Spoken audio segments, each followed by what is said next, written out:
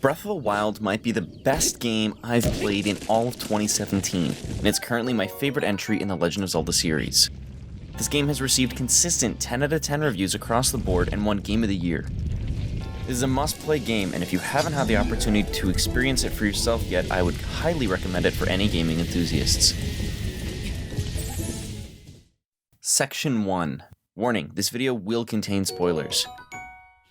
No game is perfect, and I'll talk about some examples of that in Breath of the Wild shortly. But first, I think it's important to set some context by talking about what makes this game so great in the first place. When you start playing Breath of the Wild, you're set free to explore Hyrule almost immediately. You obtain your runes and your paraglider, and you're set free to travel anywhere and everywhere. I had more fun exploring in the first 8 hours than in any other gaming experience I've had in my entire life.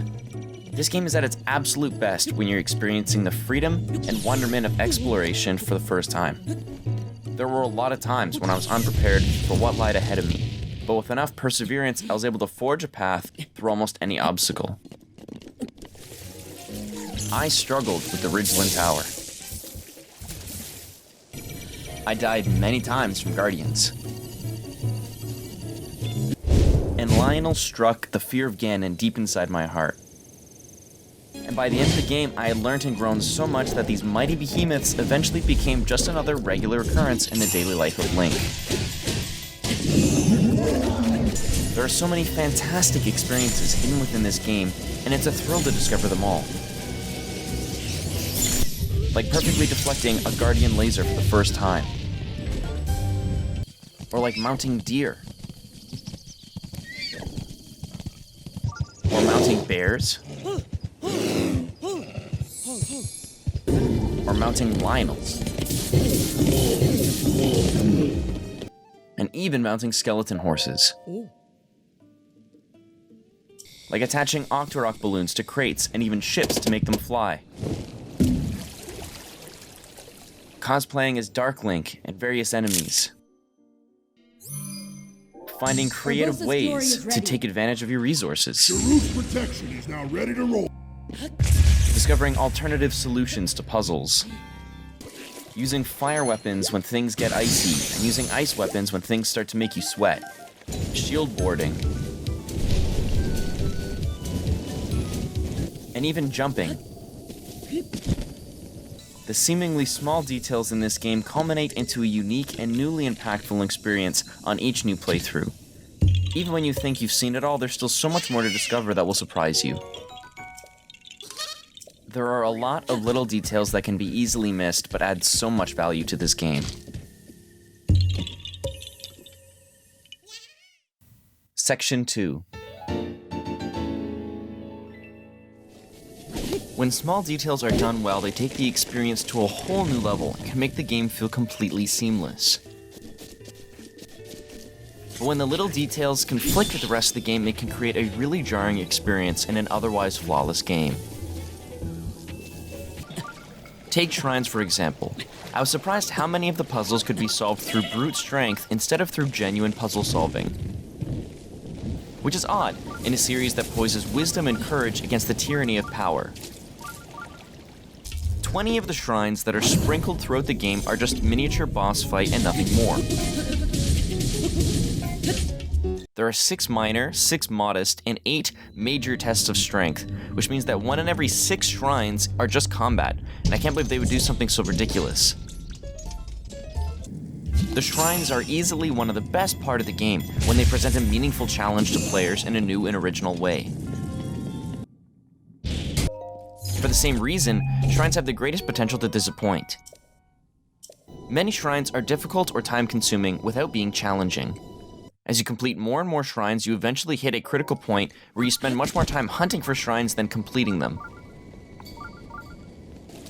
I think that my biggest disappointment with shrines is how quickly each one can be completed in comparison to how long it takes to locate a new shrine.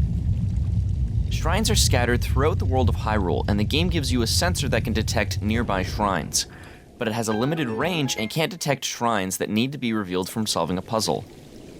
It really defeats the purpose of giving a player a dowsing tool if it doesn't work until you're already standing directly in front of a shrine. Eventually, players are forced to wander aimlessly throughout the world for the starting locations of more obscure shrines. I'm happy with the total amount of content within all the shrines, but I dislike that all of the content is fragmented into smaller chunks. Link receives a spirit orb each time that he completes a shrine, and you can exchange multiples of 4 for stamina vessels and heart containers. Even the rewards have been split into smaller pieces. If they had grouped the shrines into bundles of 4, then spirit orbs wouldn't be necessary. It is much more rewarding to receive an additional heart or an additional stamina vessel for completing a large challenge than it is to search for 4 shrines that allow you to redeem spirit orbs for rewards. It becomes tedious to have to return to the goddess statues in order to cash out. Many of the shrines already require similar skills to complete, so it would be entirely realistic to combine 4 miniature shrines into one fully fledged dungeon. And if Nintendo is adamant about including tests of strength, then the end of each dungeon could include a miniature boss battle designed around your newly mastered skill. As it currently stands, there are only 3 different environments in the tests of strength: rock pillars, magnetic blocks, and water. And I can only imagine what Nintendo could come up with for fire or electric themed battlefields. Just please don't make a gyroscope battlefield. The amount of motion control punishment that I can handle in these games is very limited. Puzzles need to be challenging to solve, but not because their mechanics are difficult to control.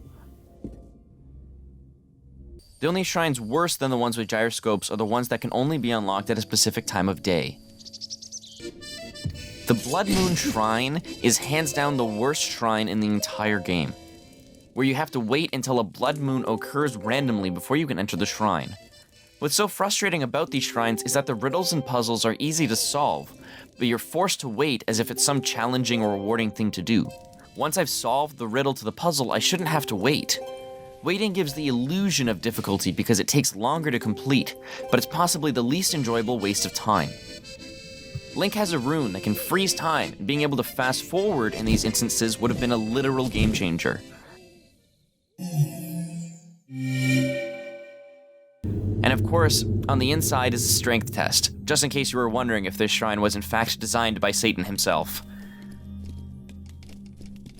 But once you've completed all of the shrines in the game, then you're finally awarded with Link's iconic green tunic.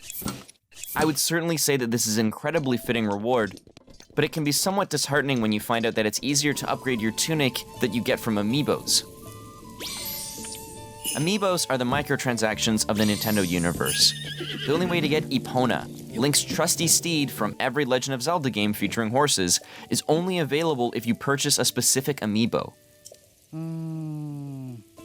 Anything that can be given as a reward from an amiibo should be obtainable as an in-game reward as well. If it's a purely cosmetic item, then eat your heart out. But that's not even where the spending ends. Different costumes, difficulty modes, and additional story content can be purchased and downloaded online, which is great, but it all has to be purchased in one complete bundle. The Champion's Ballad is fantastic, but I have little to no interest in any of the other content in the bundle. I don't appreciate that I can only purchase it as part of a season's pass. The smallest details can be the ones that grind against the experience in your immersion the most.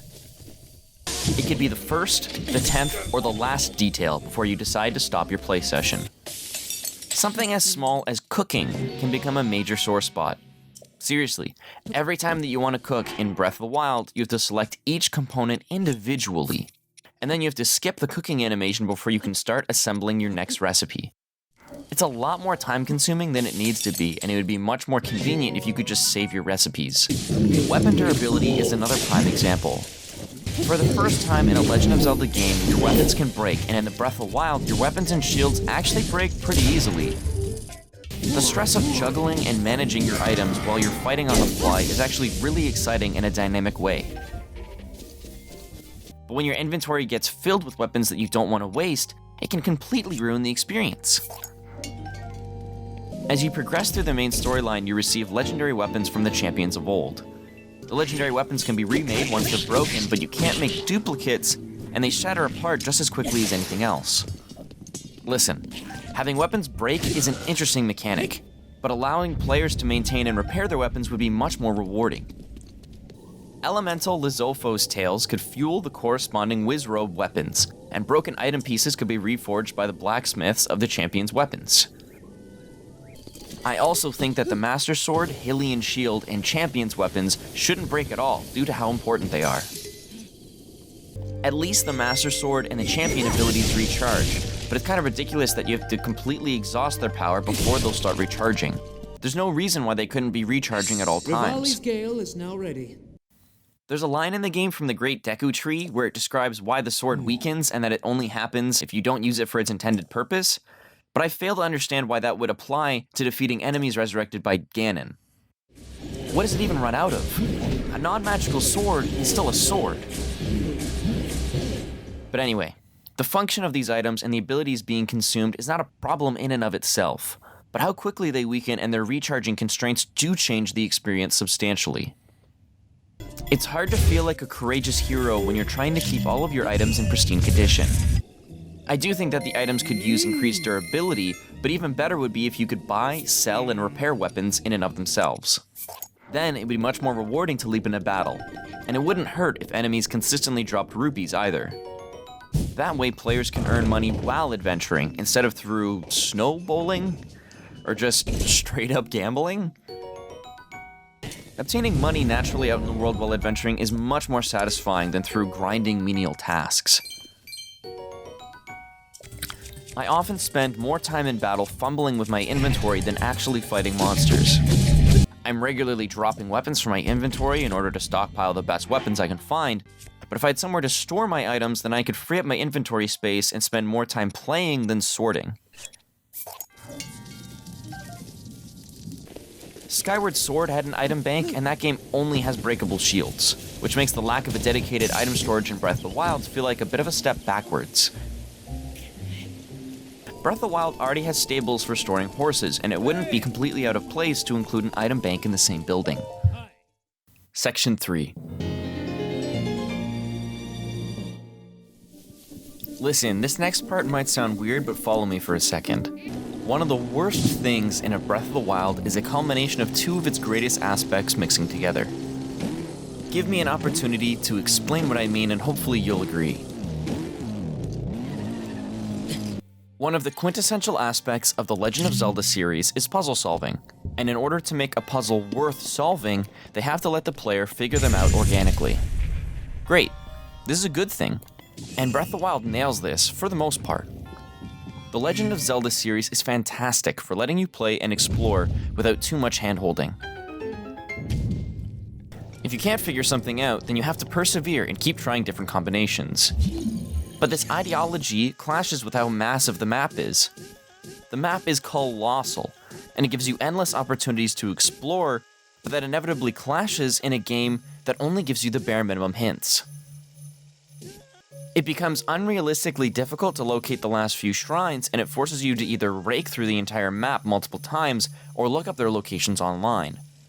Genuinely, the most fun that can be had in this game is experiencing that sense of endless exploration, but trying to find shrines becomes increasingly more difficult and frustrating. I did eventually complete all the shrines, and even after everything I've accomplished, I still haven't completed much of the game. Technically, there's a lot more for me to do before I fully complete the game, but I don't really think that there's anything new for me to experience, let alone 70% of the game worth experiencing.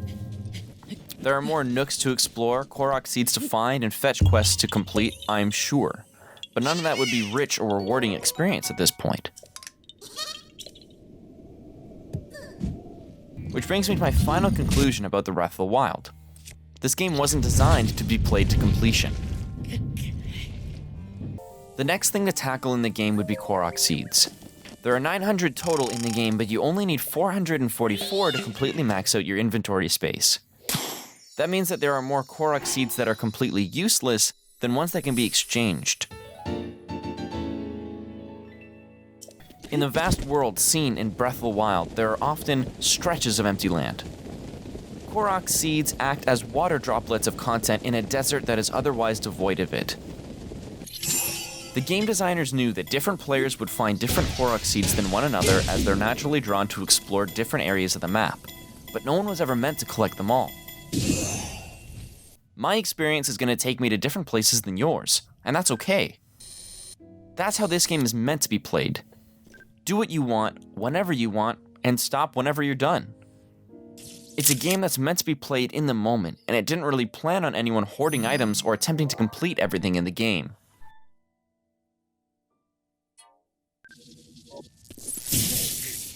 Just look at the map and think about how much better it could be. Shrines and stamps cover so much of the map's area, and it becomes increasingly overwhelming to navigate. Clear up the map and give it color while you're at it. It would also be nice if you could customize and toggle map markers. The Ballad of the Goddess DLC actually shows exactly what I'm talking about. Imagine if all the map was filled with color like this.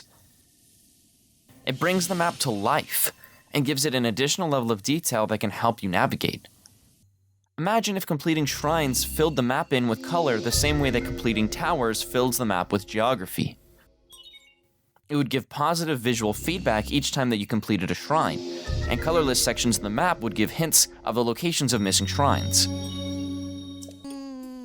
Or, if you think that the whole map should be colored in as soon as you complete the tower, then you should give an unlockable function to the Sheikah Slate that allows players to detect the nearest incomplete shrine from any distance.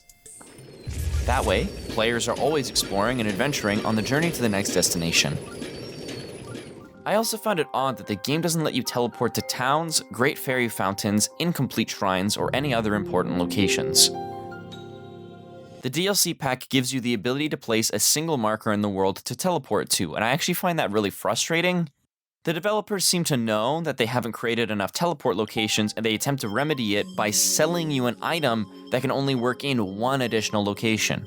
They could have just patched in the ability to place multiple, but they didn't. Instead, they chose to sell you one.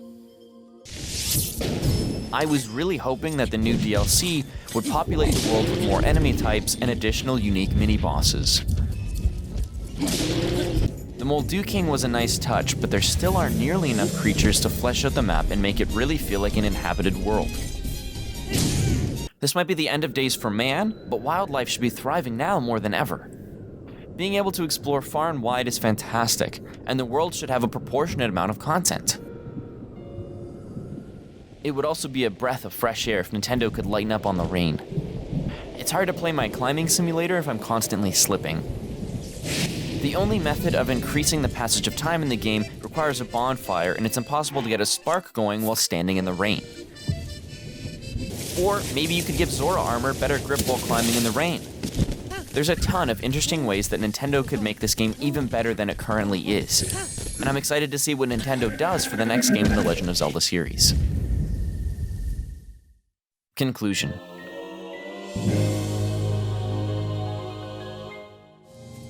This game has received consistently high praise, and I know that my critique can sound negative at times, but I can't stress enough how much I think that Breath of the Wild deserved to win Game of the Year. It's certainly the best game that I played in all of 2017.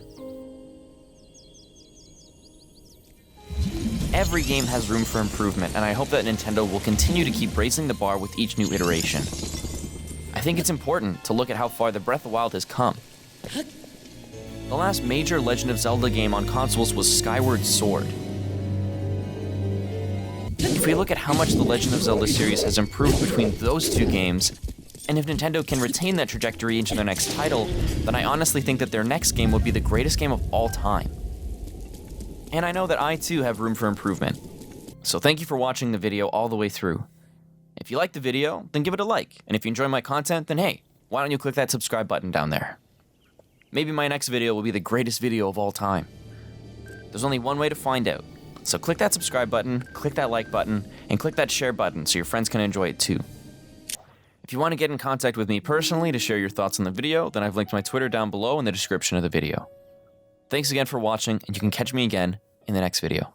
Cheers.